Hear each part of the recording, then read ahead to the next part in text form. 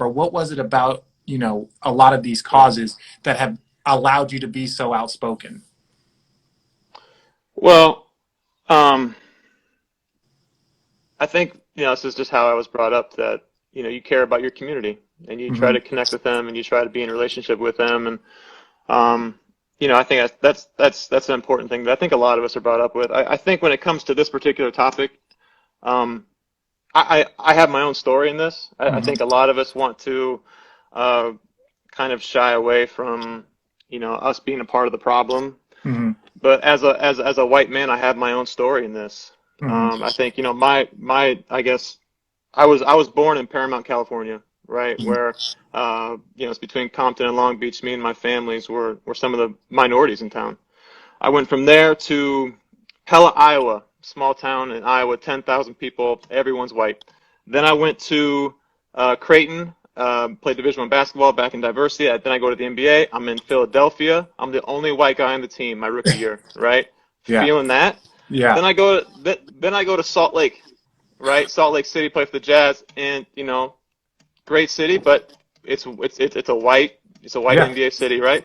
I go from there to Chicago and Atlanta to Cleveland with you, back to Salt Lake, and now I'm in Milwaukee, which some say is the most segregated city in America.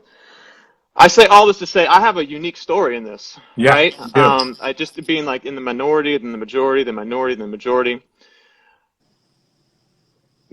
So I say that to say, back when after Trayvon Martin was killed and Black Lives Matter happened, um, I'd always assumed up until this point that I kind of understood some, right? Yeah. Because I've been in diversity, I've had all these stories.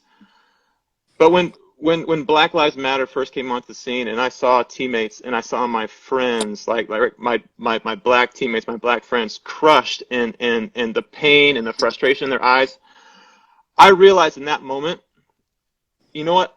I don't understand what I think I understand. Hmm. So I was brought up by amazing parents, right? In a Christian home, we're taught that everyone is equal, we treat everyone the same, all these great things, right? But I think in that moment, I was like, how have I missed so badly? Hmm. How have I how I have a story. I have black friends. I have Yeah. lots of them, Yeah. lots of them. Hmm. How do I have no eyes for this right now? Hmm. And I think that moment right there kind of put me on a path of like, you know what? If I want to be a better friend, a better teammate, a better citizen, I need to start educating myself. I need to start doing my own work. Um, and so that's kind of my story. So thank you for saying that. I've been a part of some things, but the reality is, as a white man, I don't know, right? Um, I have so much to learn and understand, and we all have a journey in this. well, the thing that and I've said this, obviously, I've gotten phone calls from friends and like, what can you do, Richard? What can I do? How can I support? Correct me if I'm wrong. You have three boys or four boys? Three I boys? have I have a daughter and two boys. Three kids. Like I said, three kids. And one of the things that I was always very, very passionate about is that teach your kids now. It like especially as a white man with two white boys and a white daughter, it's like the sooner you teach them, the sooner you educate them about the true history of this country, why people are so upset, the sooner you have that dialogue. Like again, I like playing against you for so many years, being your teammate for so many years, watching you do and have impacts. It's always I've always watched from afar.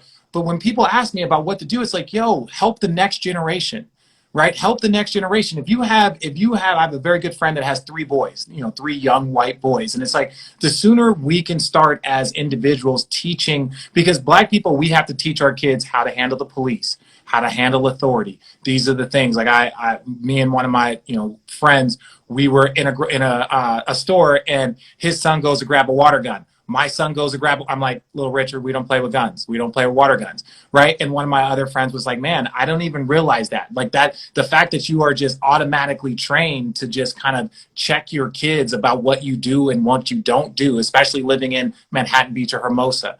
And so the message I've always told people is like, the sooner adults start teaching the next generation what's right, what's wrong, what's about equality, why this certain group might feel disenfranchised, or might be upset and angry, the sooner we can start getting to a better spot. And I believe we're in a better spot than we were 20 years ago or 30 years ago or 40 years ago, but I still believe we have a long way to go. We do, and I think you're absolutely right. I think a lot of us, we want this big change to happen right now, and I hope it's possible. It does feel like this really unique moment right now. From what I hear and what I'm seeing is it does feel like there's more people engaged right now than ever before, especially in like there's more diversity engaged right now, which is great, and I hope that keeps happening. But going back to your point, like real change starts small. Mm-hmm. Right? We need to change systems. We need to change laws. We need to change the culture, right, that we're living in right now. But real change happens with you first, Mm-hmm. right? So I think I can't teach my kids things that I don't know, Mm-hmm. right? And so change starts with me. It starts with me like uncovering the blind spots more. I have so many more, right? Mm-hmm. Even these last few weeks, like I felt like I've been trying to read and to learn these past bunch of years, and then these last few weeks happen, and I'm just like, whoa, I know, like I understand this much. It's been so humbling, right? Mm-hmm. But change does start small, and I think it starts with yourself, and then it does start with your children, and Yeah. these are hard things to talk about them with, but we have to, like we Yeah. have to do this, and then from there, I think hopefully real change does happen. Yeah, and that's one of those things. It's like my friend, I told him, I was like, look, the same hard conversation you have to have with your kids about sex, about drugs, about alcohol, about how to treat a female, or how to, go into the workplace, or how you teach them respect, teaching them about, racism and equality. It's an uncomfortable conversation that you don't know all the answers. You don't know all the answers when you start talking to your kids about drugs and alcohol, but you try and equip them. You try and make sure that they understand what's appropriate, what's not appropriate, stuff like that. And so, yeah, it is a hard conversation, and that makes me want to transition into this. One of the reasons why people have always asked me, do you think the player should play? Do you think the player should not play? And I'm like, well, one, I'm no longer a player. So I have to take a step back there, right? Even though I just retired 2 years ago, I'm not a part of that fraternity. I feel like I understand the pulse. But also I work for a company, ESPN, that I feel benefits, from players getting back out there and playing, and helps generate income for the economy and for the company. So that's why I've been just supportive from afar of like, hey, you guys, if you guys want to play, okay, cool, I'll support you. If you guys don't want to play, cool, I'll support the movement and what the group decides. Have you had, I know you've been a part of these phone calls and these conversations. What has been your feeling, your pulse kind of on the situation, and what do you feel that you guys should do as a player? Yeah, it's a good question. First, I think that everyone who's engaging in this conversation right now, whatever stance you may have, wants significant and real change to happen. So I feel like there's been a lot of criticism towards different groups of what's right and what's wrong, and I think first we just acknowledge that there's just like change needs to happen, and so whatever we choose to do, like there needs to be a plan, and we need to be unified, and we need to go for it, right? I think going back to what you were saying, as a white man, right, as a white athlete, like what